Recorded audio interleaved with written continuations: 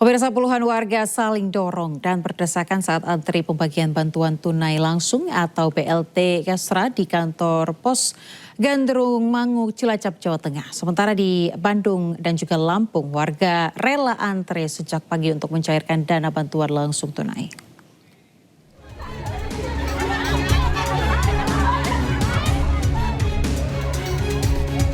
Puluhan warga saling dorong dan berdesakan saat antre pembagian bantuan tunai langsung atau BLT Kesra di kantor pos Gandrung Mangu, Cilacap, Jawa Tengah. Warga yang sudah antre berjam-jam berebut nomor antrean yang dibagikan petugas kantor pos. Setiap warga penerima manfaat bantuan uang tunai sebesar Rp900.000. Meski harus antre dan berdesakan, warga mengaku senang dengan bantuan uang tunai ini karena membantu perekonomian mereka. Sementara di Bandung, Jawa Barat, warga juga antusias mencairkan BLT.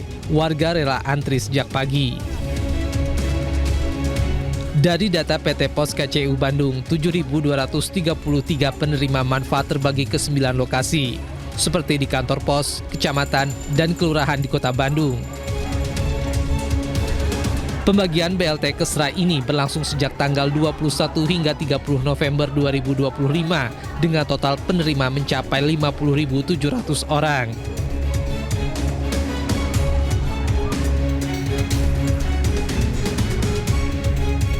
Ratusan warga Kecamatan Sekampung Udik dan warga Sekampung Kabupaten Lampung Timur Lampung di hari keempat pencairan BLT Kesra 2025, masyarakat masih terus memadati antrean.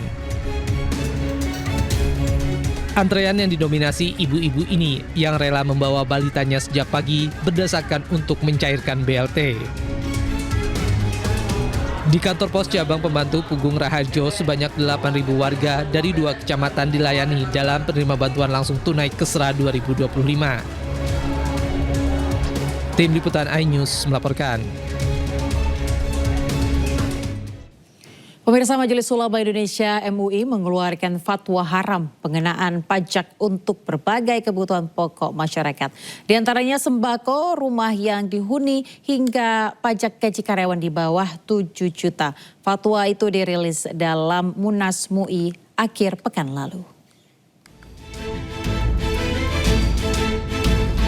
Hidup makin susah, harga pangan mahal, gaji pas-pasan, dan beli rumah pun tak terjangkau. Di tengah segudang kesulitan itu, Majelis Ulama Indonesia atau MUI merilis fatwa baru soal pengenaan pajak.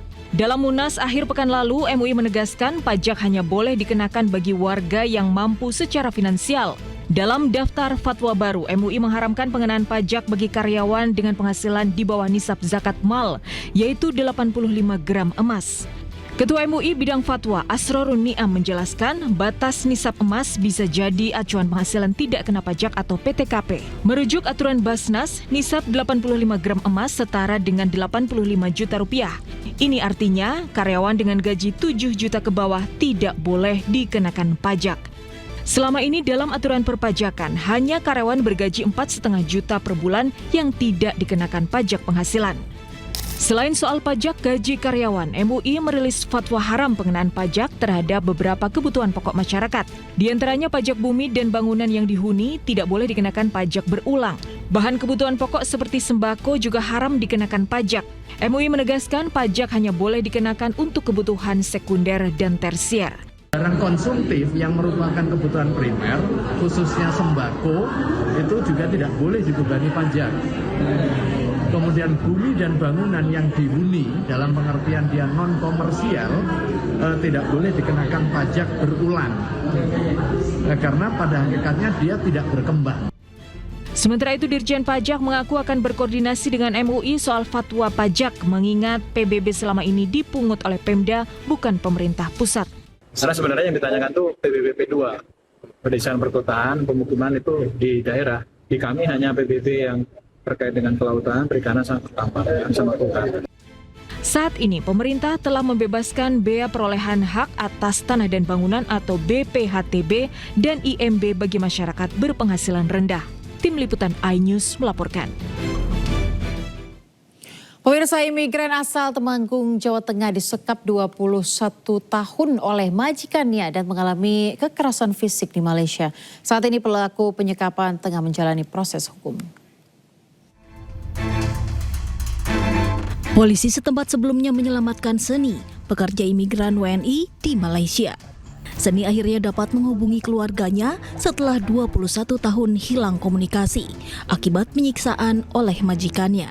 Pihak keluarga mengaku lega setelah sebelumnya putus asa dan menganggap Seni telah hilang. Sejak berpamitan kerja ke luar negeri pada tahun 2003, keluarga sempat berkomunikasi hingga terakhir tahun 2008. Rumah korban yang tadinya kosong kini mulai didatangi para kerabatnya. Keadaan ekonomi dari keluarga memang terhitung miskin, bahkan bisa dibilang sangat miskin, sehingga ada keinginan untuk kerja di luar negeri.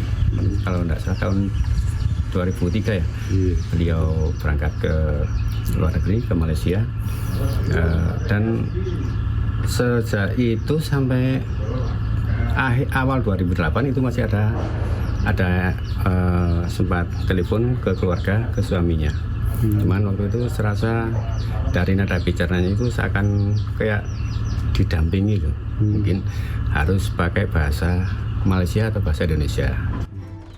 Atas kejadian yang menimpa warganya, pemerintah Kabupaten Temanggung akan segera berkoordinasi dengan pihak KBRI di Malaysia. Bupati Temanggung Agus Setiawan menyampaikan pihak Pemkab akan mengawal kasus tersebut dan siap menjemput korban di Malaysia. Kami pemerintah Kabupaten Temanggung siap mengawal dan apabila dibutuhkan kami siap menjemput Mbak Seni di Malaysia agar apa yang dialami Mbak Seni tersia-sia di Malaysia bisa segera terselesaikan. Sementara itu, kedua mantan majikan Seni telah ditangkap oleh kepolisian Malaysia. Korban sendiri saat ini ditempatkan petugas di rumah perlindungan. Terima kasih, Anda masih di Ayu News Sore bersama saya Aya Nufus. Pemirsa, ratusan buruh yang tergabung dalam Serikat Pekerja Nasional atau SPN melakukan aksi demonstrasi di depan kantor Bupati Lebak meminta upah buruh naik di tahun 2026 sekitar 10,5%. Buktikan siapa kita. Kita adalah buruh Kabupaten Lebak. Kita yang harus menahan terhadap kita. Maka hari ini buruh Kabupaten Lebak kita buktikan.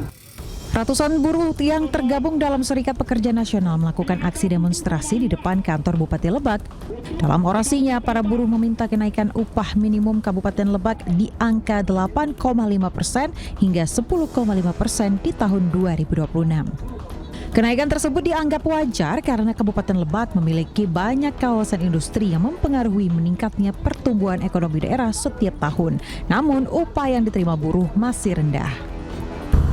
Indikator terkait dengan usulan kita dari 8,5% sampai 10,5% itu berdasarkan pertumbuhan ekonomi, inflasi, serta indeks tertentu yang memang pertumbuhan ekonomi di Kabupaten Lebak itu semakin tahun semakin meningkat, sehingga kami kenapa memunculkan angka seperti itu ya karena itu sudah sesuai dengan sudah layak dan memang harus di mapping oleh pemerintah, oleh seluruh stakeholder yang ada di Kabupaten Lebak untuk menciptakan membuat sebuah angka yang dimunculkan itu yang harus disepakati itu ya segitu. Apabila di rapat di Dewan Pengupahan masih deadlock ya terpaksa kami akan melakukan aksi kembali begitu. Para buruh menganggap kenaikan ini layak diterima karena saat ini upah buruh di Lebak masih rendah, yakni Rp3.172.384, lebih rendah dibanding Kabupaten Pandeglang. Para buruh akan melakukan aksi kembali jika tuntutannya tidak dipenuhi. Para buruh berharap agar tuntutan mereka dapat disetujui pemerintah Kabupaten Lebak. Dari Lebak, Banten, Iskandar Nasution, Ayu News melaporkan.